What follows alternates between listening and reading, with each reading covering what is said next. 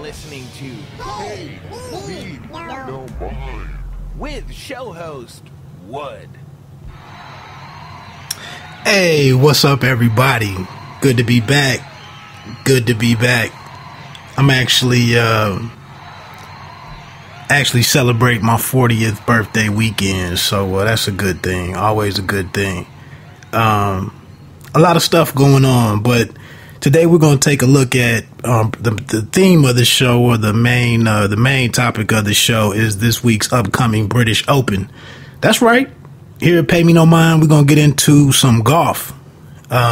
This is, interestingly enough, this is kind of that period of the year when it's a few weeks to focus on these individual sports that are pretty big, and really some of the older sports such as golf, tennis. Earlier today was the championships at Wimbledon, the men's final. So I'm gonna get into a couple of just a few current events, sporting topics, and then I got a special guest that I'll be having on for a discussion on golf. We kind of take a look at the some predictions for the British Open at St. Andrews, as it relates to the chances of Tiger, Rory's injury. McIlroy won't be involved. And then the newcomer, or the young lion out there, Jordan Spieth. So we'll get into some of, and that'll be the body of the show. Once again, one thing I really need to do more often is thank you guys for anybody that presses play besides my mama. I really appreciate that. Any of the listens, the clicks, you can get with me on Twitter at @E_pluribus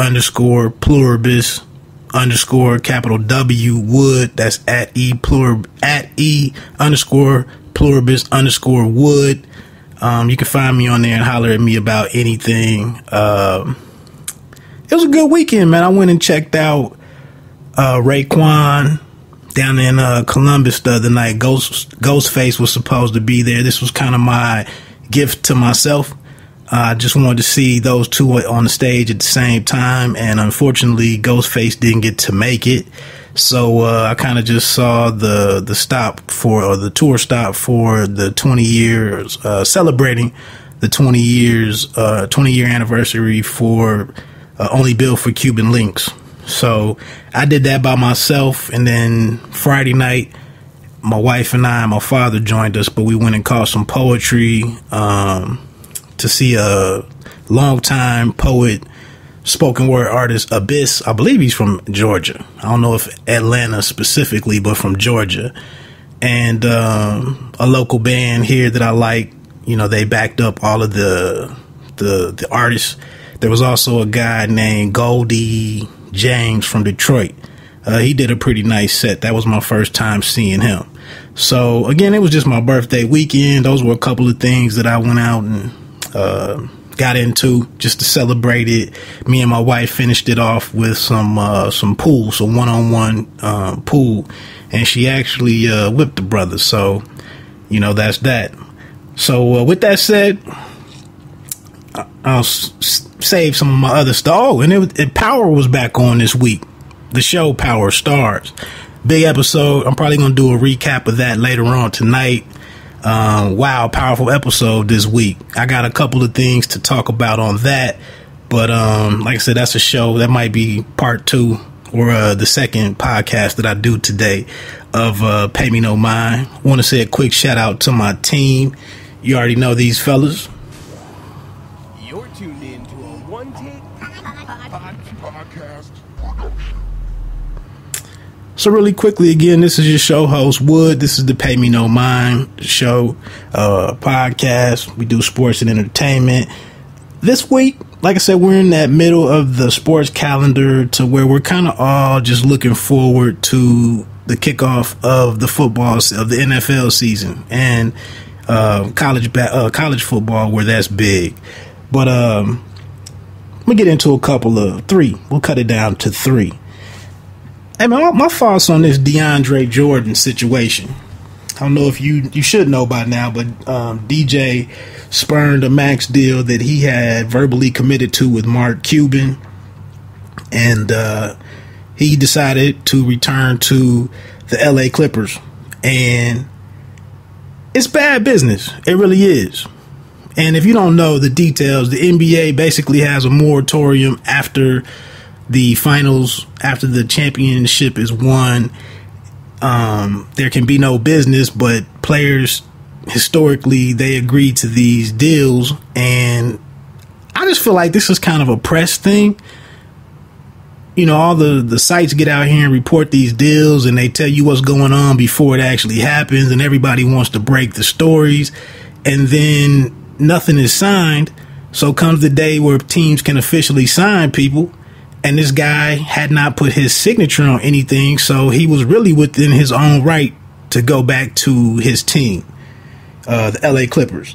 And I guess this time it was even more, it was further compounded by the fact that it happened very publicly because officials or players from both organizations were active on Twitter talking about his return back to the Clippers. And I'm just going to say it, you know, it's bad business because this severely affects whatever Cuban was trying to do to rebuild his Dallas Mavericks.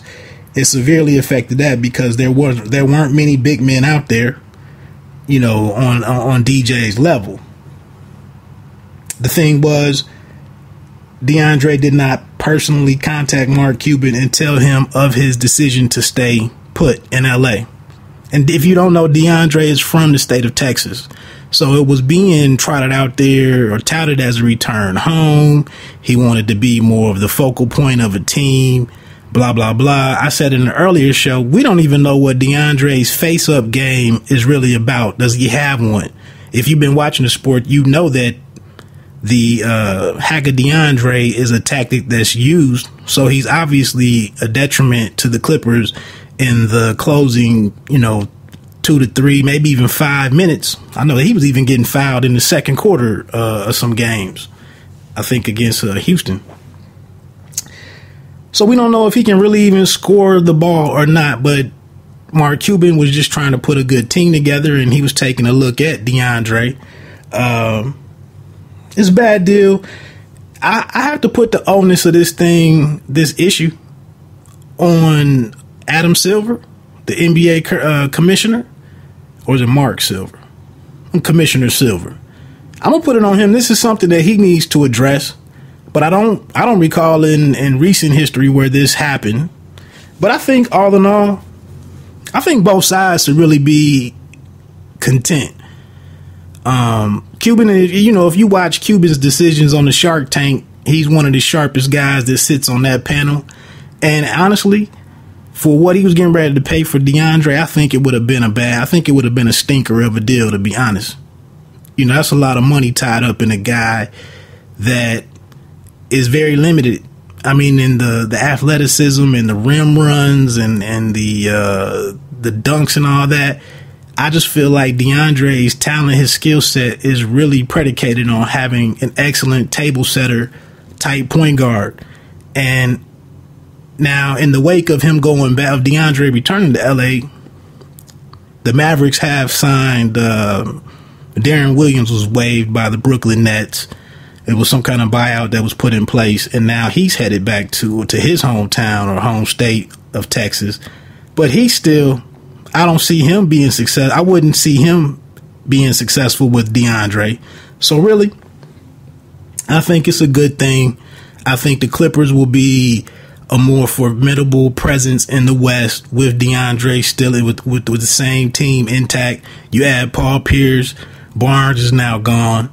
I like that setup way better than Wes Matthews and DeAndre, and we didn't know it at the time, but now Darren Williams. We don't know what Darren Williams is going to do just because he's back home. So anyway, like I said, it was bad business. may have affected the top 8 out there in the West, in the contentious or highly contested Western Conference. But I think at the end of the day, the Mavs also signed 6'11" backup center from the Bucks, Zaza Pachulia. And in a small sample size, the guy does pretty well. 49% field goal percentage from 10 to 16 feet. We saw what Tristan Thompson did for Cleveland on the offensive boards. He was a force. Well, this guy averages about 2.5 offensive rebounds per game. And a big kicker for Pachulia, who's now 31 years old, is he's a decent passer. He gets 2.4 assists per game. So, totally different skill set than DeAndre. He's also, like I said, he has been limited in his minutes. Now he'll be moving into a starter's role. But I would guess that anything you get from him is probably going to be in that first quarter and a half, maybe 2 quarters. And after that, you'll probably have diminishing returns on anything that Pachulia can do. But it's not a total loss for Mavericks. You know, the Maverick Nation, they should be okay with this. Like I said, I think it's a great move for both sides. And, you know, with Twitter, social media in play, we aren't privileged to see this type of stuff unfold, but we got to check it out. So that's my NBA take. Moving on, number 2. Yesterday was ESPN's first situation with the PBC, the Premier Boxing Championships or Champions Series, led by Al Heyman. Keith Thurman was the featured fighter. You know, if you know anything about boxing, Thurman is trying to position himself to be Floyd's dance partner in September. He was 26-0 going into this fight. Obviously, his nickname One Time is indicative of his power and the fact that he's trying to get guys out of there quick. I was not impressed by Keith. I'm a big One Time fan. I like Keith Thurman. And I argue maybe last year that he should be, before Porter's loss, his first loss to Kell Brook, I thought that Keith should have been in the runnings for a Floyd Mayweather fight based on what he'd done. I mean, the prerequisites to get a call from Floyd, who knows what they are. But I just thought Keith had as good an argument as any other fighter out there at 147. I just thought his youth might scare, and you know, he's not as big a star. Obviously, he doesn't have the following that Mayweather has. But with everybody trying to get in line, I just thought he'd done well to that point to position himself, you know, to be considered. But he fought longtime journeyman Luis Collazo. I'm really not even sure. I mean, this card was obviously meant to feature Keith Thurman, because the last time I believe Collazo was on the ring, he was steamrolled by Amir Khan, who was being touted as a possible opponent for September 12th bout, which is, it's being labeled as Floyd's last fight, but I don't believe that for a second. With him being a free agent, he'll be completing the fights that he's obligated, the 6 fights that he had obligated to Showtime. So who wants to end on 49? I think me and my brother had a show last week about whether there'll be a number 50. But anyway, Keith Thurman, it seems like outside of the first round, he quit stalking Collazo and he started backing up a lot. And I didn't understand that. I thought he would have jumped on Collazo, but it must not be easy for fighters to fight at home, with the exception of Floyd, who fights in his new home of Las Vegas, not in the state of Michigan. But I don't know if you remember Corey Spinks, but he tried to have the rematch versus Zab Judah in St. Louis. He was a St. Louis based fighter, and he went back home after getting a win over Zab Judah in the first match. In the rematch, Zab Judah just blew Corey Spinks away. I believe it was less than 5 rounds. It just must not be easy to fight at home. I know a couple other fighters haven't fared well when they tried to host that fight at home. I don't